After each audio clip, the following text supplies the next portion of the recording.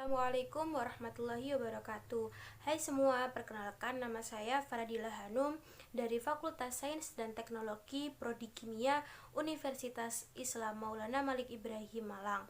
Di sini saya akan mensosialisasikan tentang Prokes 5M dan pentingnya vaksinasi.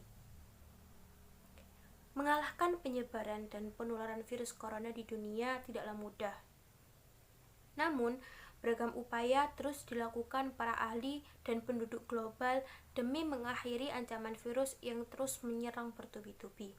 Di beberapa negara, termasuk Indonesia, pemerintah membuat pendoman dan protokol kesehatan untuk menghadapi virus corona.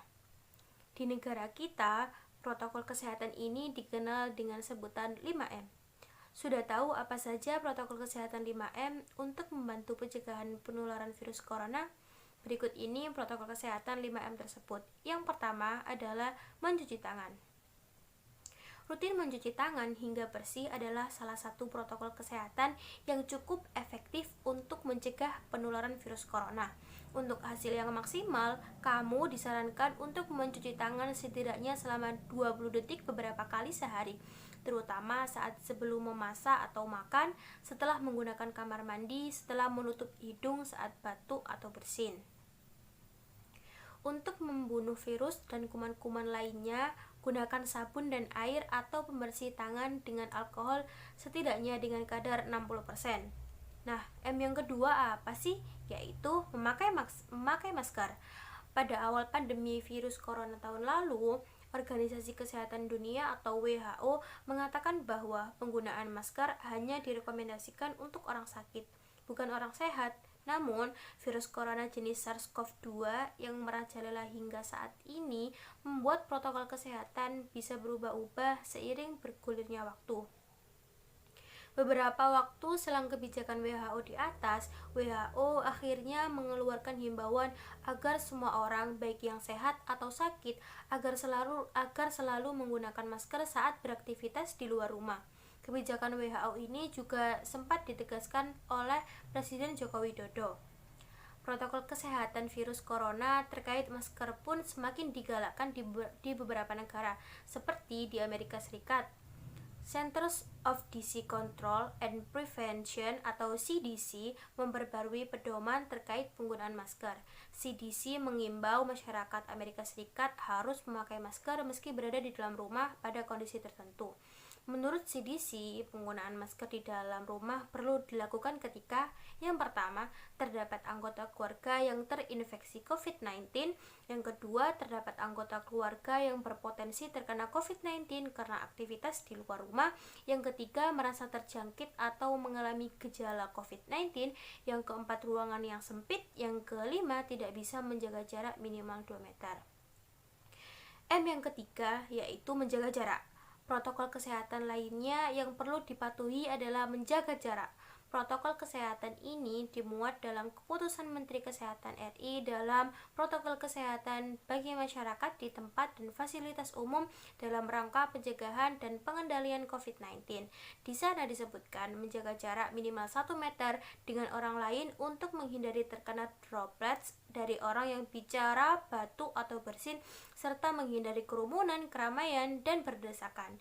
Bila tidak memungkinkan melakukan jaga jarak, maka dapat dilakukan berbagai rekayasa administrasi dan teknis lainnya.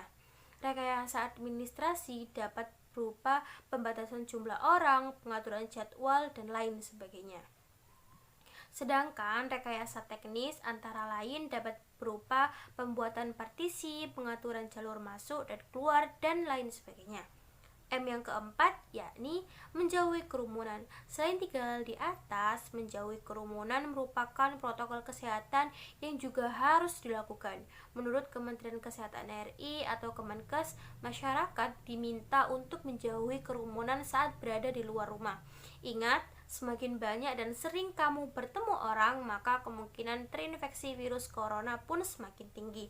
Oleh sebab itu, hindari tempat keramaian terutama bila sedang sakit atau berusia di atas 60 tahun atau lansia.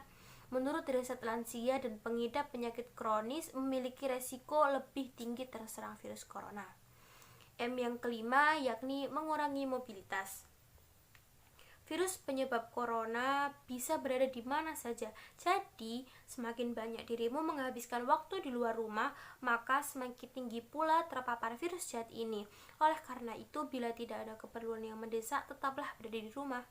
Menurut Kemenkes, meski sehat dan tidak ada gejala penyakit, belum tentu dirimu pulang ke rumah dengan keadaan yang masih sama. Pasalnya, virus corona dapat menyebar dan menginfeksi seseorang dengan cepat. Nah, kemudian di sini saya akan menjelaskan tentang pentingnya vaksinasi. Hingga kini, pandemi virus corona belum juga berakhir. Guna menekan kasus yang terus bertambah, pemberian vaksin COVID-19 mulai dilakukan. Pemerintah pun menganjurkan agar semua orang mendapatkannya. Lantas, apa alasan setiap orang harus menjalankan vaksinasi COVID-19? Saat ini, vaksin COVID-19 tengah didistribusikan ke seluruh masyarakat Indonesia. Pemberian vaksin ini merupakan solusi yang dianggap paling tepat untuk mengurangi jumlah kasus infeksi virus SARS-CoV-2 penyebab penyakit COVID-19. Alasan mengapa vaksinasi COVID-19 sangat penting, sejak vaksin COVID-19 tiba di Indonesia, tidak sedikit masyarakat yang belum setuju akan anjuran pemerintah untuk menjalani vaksinasi COVID-19. Padahal, pemberian vaksin ini sangatlah penting, bukan hanya untuk melindungi masyarakat dari COVID-19, tetapi juga memulihkan kondisi sosial dan ekonomi yang terkena dampak pandemi. Vaksinasi atau imunisasi bertujuan untuk membuat sistem kekebalan tubuh seseorang mampu mengenali dan dengan cepat melawan bakteri atau virus penyebab infeksi. Tujuan yang ingin dicapai dengan pemberian vaksin COVID-19 adalah menurunnya angka kesakitan dan angka kematian akibat virus ini. Meskipun tidak 100% bisa melindungi seseorang dari infeksi virus corona, vaksin ini dapat memperkecil kemungkinan terjadinya gejala yang berat dan komplikasi akibat COVID-19. Selain itu, vaksinasi COVID-19 bertujuan untuk mendorong terbentuknya herd immunity atau kekebalan kelompok. Hal ini penting karena ada sebagian orang yang tidak bisa divaksin karena alasan tertentu. Orang yang tidak dianjurkan untuk menerima vaksin atau tidak menjadi prioritas untuk vaksin COVID-19 antara lain anak-anak atau remaja berusia di bawah 18 tahun dan orang yang menderita penyakit tertentu, misalnya diabetes atau hipertensi yang tidak terkontrol. Jadi, dengan mendapatkan vaksin COVID-19, Anda tidak hanya melindungi diri sendiri, tetapi juga orang-orang di sekitar Anda yang belum memiliki kekebalan terhadap virus corona. Penting untuk tetap menjaga daya tahan tubuh. Vaksin COVID-19 memang dapat membawa banyak manfaat dengan melindungi kita dari infeksi virus corona. Namun, perlu diketahui bahwa vaksin ini tidak diberikan kepada orang yang sedang sakit berat atau sudah terinfeksi virus corona. Jadi, pastikan untuk selalu mempertahankan daya tahan tubuh Anda, baik sembari menunggu giliran untuk diberi vaksin maupun setelahnya. Hal ini karena dengan imunitas tubuh yang kuat, Anda tidak akan mudah sakit sehingga kebugaran tubuh tetap terjaga.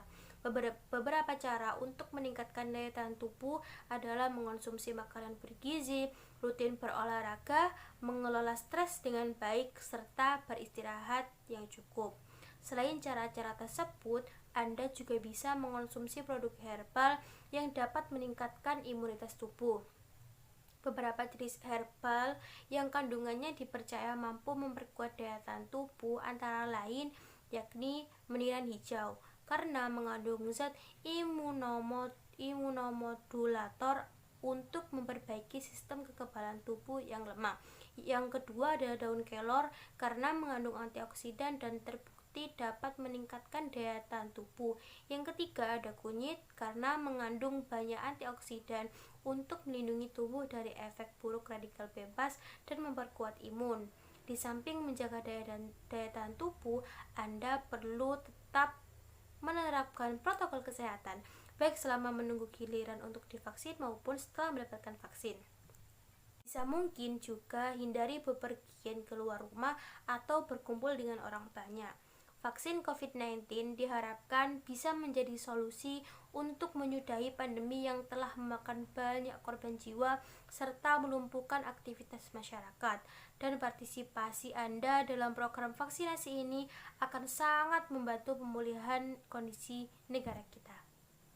Demikian sosialisasi tentang Prokes 5M dan pentingnya vaksinasi. Sekian, Assalamualaikum warahmatullahi wabarakatuh.